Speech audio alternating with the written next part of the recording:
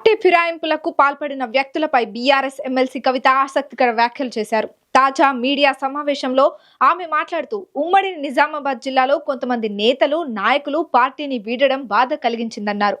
ఏదో ఆశించి పార్టీ మారిన వాళ్ళంతా ఇప్పుడు బాధపడుతున్న పరిస్థితి ఏర్పడిందన్నారు. కాంగ్రెస్ పాలనపై ఏడాదిలోనే ప్రజలు పెదవి విరుస్తున్నారని, మాయమాటలు చెప్పి అధికారంలోకి వచ్చిన కాంగ్రెస్ పార్టీ వైఖరి ఏడాదిలోనే తేటతెల్లమైందన్నారు. జై తెలంగాణ. అందరికీ నమస్కారం. చాలా రోజుల గ్యాప్ తర్వాత నిజామాబాద్ జిల్లాకి రావడం, అదేవిధంగా నిన్న నిజామాబాద్ పార్టీ శ్రేణులు, ప్రజలు, జాగృతి నాయకులు అందరూ ఇచ్చినటువంటి అపురూపమైనటువంటి స్వాగతానికి మనస్ఫూర్తిగా హృదయపూర్వకంగా అందరికీ కూడా నేను నా ధన్యవాదాలు, నమస్కారాలు తెలియజేసుకుంటా ఉన్నాను. సొంత గడ్డకు వస్తే చక్కటి ఎంకరేజ్మెంట్ ఇచ్చి మీరు ముందుకెళ్ళండి అనేటటువంటి ధైర్యాన్ని ఇచ్చినటువంటి అందరికీ కూడా శిరస్సు వంచి నా నమస్కారాలు తెలియజేస్తా ఉన్నాను. మరి ఇవాళ మన జిల్లా ఉమ్మడి నిజామాబాద్ జిల్లా పరిస్థితి చూస్తే కొంతమంది నాయకులు వెళ్ళిపోవడం జరిగింది, పార్టీని వీడి కొంతమంది నాయకులు ఓడిపోవడం జరిగింది. కానీ ప్రజలు ఇవాళ సంవత్సర కాలం లోపలనే మరి ఎందుకు చేస్తాంరా ఇట్లా అనేటటువంటి ఆలోచన ప్రజల్లో ఉన్నది. వెళ్ళిపోయినటువంటి నాయకులు కూడా మేము ఎందుకు వెళ్ళిపోతామా అనేటటువంటి బాధ కూడా మనం చూస్తూ ఉన్నాం. ఆ చిన్న నాయకులు కావచ్చు, పెద్ద నాయకులు కావచ్చు.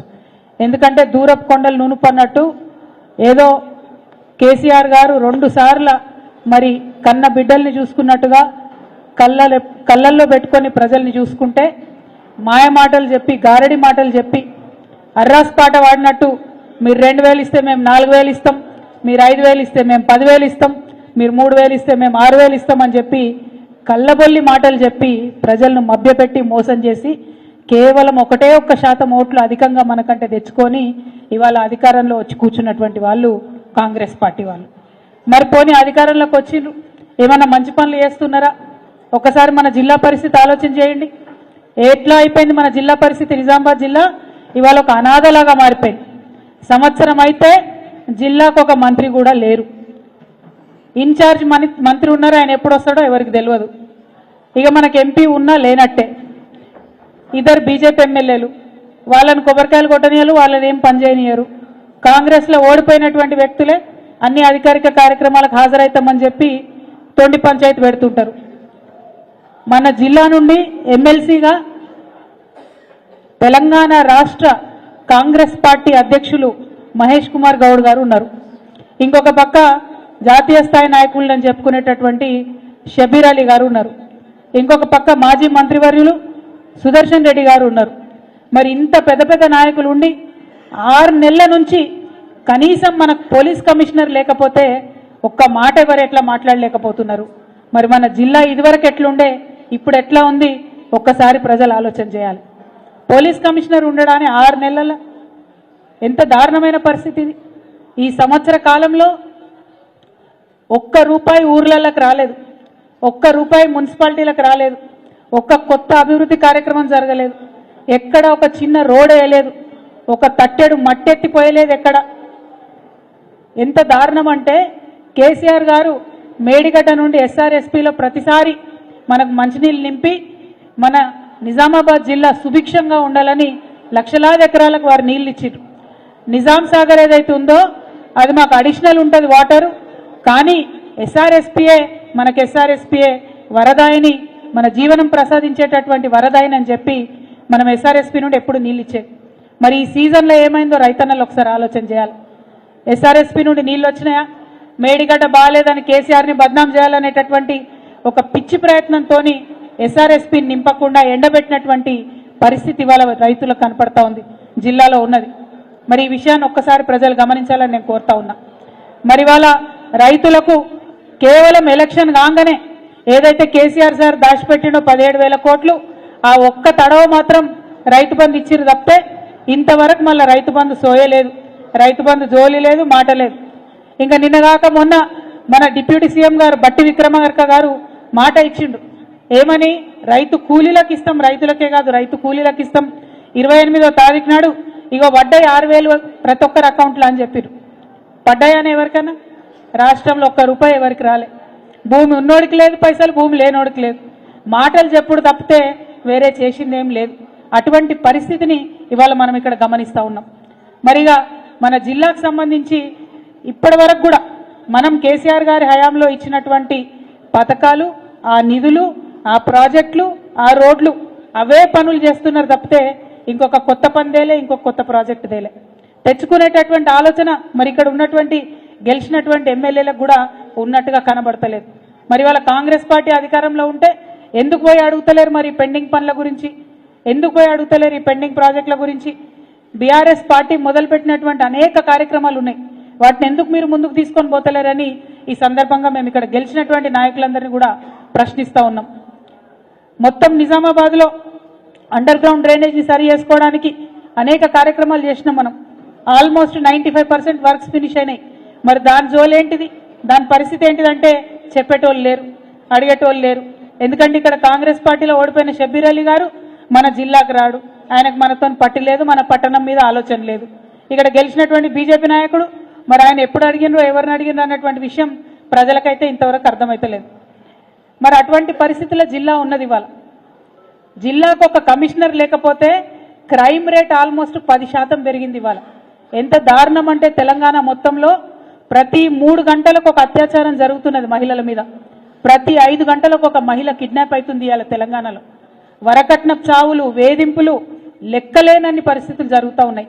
మనం కేసీఆర్ గారు అధికారంలో ఉన్నప్పుడు షీ టీమ్స్ అని పెట్టి అద్భుతంగా ఎవరైనా కూడా ఆడపిల్లల్ని ఏడిపిస్తే వేరే విధంగా ఆడపిల్లల వైపు కన్నెత్తి చూస్తే మంచిగా ఉండదని చెప్పి వార్నింగ్ ఇచ్చి పనిచేసినాం మనం.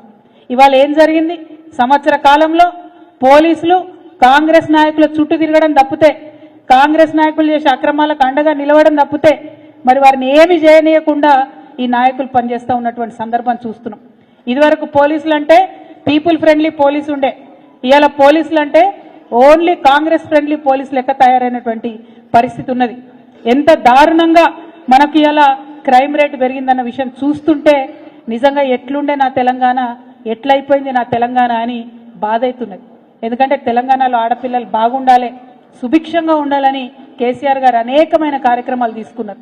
ఇవాళ కార్యక్రమాలకు అన్నిటికీ తూట్లు పొడిచి కనీస భద్రత ఆడపిల్లలకు లేకుండా ఈ సీఎం చేయడం అన్నది నిజంగా దారుణం.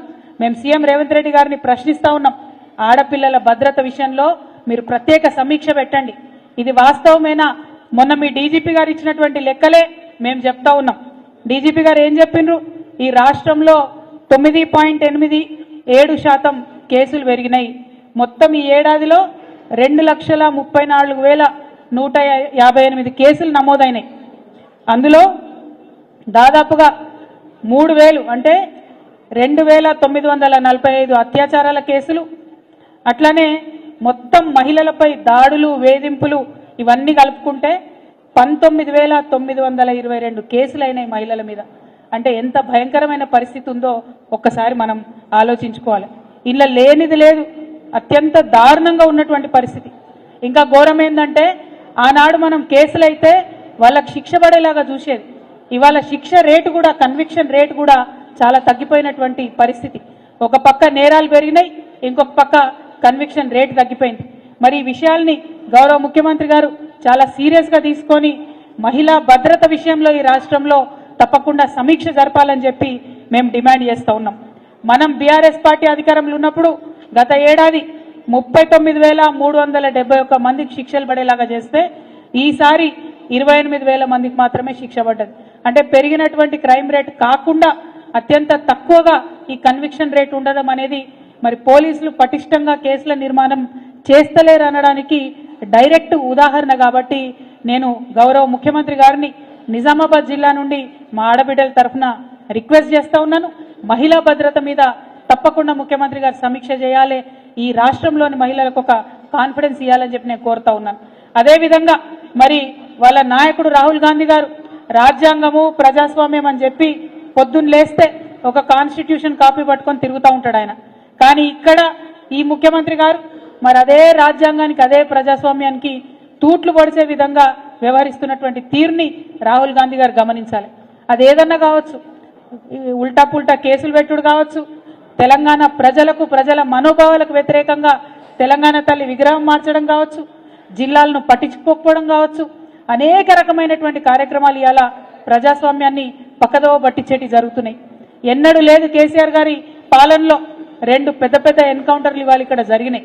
మరి అటువంటి పరిస్థితిని కూడా మన రాష్ట్రంలో చూస్తున్నాం. ఆ ఎన్కౌంటర్ల మీద కూడా మాట్లాడేటటువంటి ఆలోచన ఈ ప్రభుత్వం చేస్తలేదు. మన రాష్ట్రంలో తుపాకీ మోతలు ఉండొద్దు అనేటటువంటి విధంగా పరిపాలన చేసినటువంటి వ్యక్తి కేసీఆర్ గారు. కానీ ఆ శాంతి భద్రతలన్నింటినీ కూడా భంగం చేసినటువంటి వ్యక్తి ఇవాళ రేవంత్ రెడ్డి గారు అని చెప్పి నేను చాలా బాధాకరంగా మన ప్రజలకు తెలియజేస్తా ఉన్నాను. మరి ఇవాళ ఇక్కడ మన జిల్లా నుంచే బాల్కొండలో ఇదివరకు పోటీ చేసినటువంటి అభ్యర్థి అనిల్ గారు మన ఇసుక దానికి చైర్మన్ అయినరు టీఎస్ఎండిసికి. మరి ఆయన ఇసుక చైర్మన్ అయినా కూడా ఇసుకను నియంత్రించేటటువంటి పదవిలో ఉన్నా కూడా ఇదే మన బాల్కొండలో పెద్దవాగు దగ్గర కప్పల వాగు దగ్గర ఇష్టానుసారంగా ఇసుక దోపిడీ జరుగుతుంది. ఇంకా విచిత్రం ఏంటంటే పోలీస్ స్టేషన్ ముందుకెళ్లే బండ్లు పోతున్నా కూడా పోలీసులు పట్టుకున్నటువంటి పరిస్థితి. మన హయాంలో ఇసుకకు సంబంధించి ప్రభుత్వం నుండి పాలసీ చేసి ప్రజలకు తక్కువ ధరకు ఇసుక దొరికే విధంగా చాలా పర్ఫెక్ట్గా వాగులు దెబ్బతినకుండా ఇసుకను మనం నియంత్రించినటువంటి పరిస్థితి, మైనింగ్ ఆదాయం పెంచినటువంటి పరిస్థితి. ఇవాళ మైనింగ్ ఆదాయం 0 అయింది, కాంగ్రెస్ నాయకుల ఆదాయం మాత్రం చాలా పెరిగిపోయింది. ఈ విషయం మీద కూడా మనందరం పోరాటం చేయాల్సినటువంటి అవసరం ఉంది. మీడియా మిత్రులు నేను ప్రత్యేకించి కోరుతా ఉన్నా, మన జలవనరులు దెబ్బతినేటటువంటి ఇసుక దోపిడీని అడ్డుకునే విధంగా మనందరం కూడా ప్రయత్నం చేద్దాం. ప్రతిపక్షంగా మా పక్షాన మీడియా నిలవాలని కూడా ఈ సందర్భంగా నేను కోరుతా ఉన్నాను.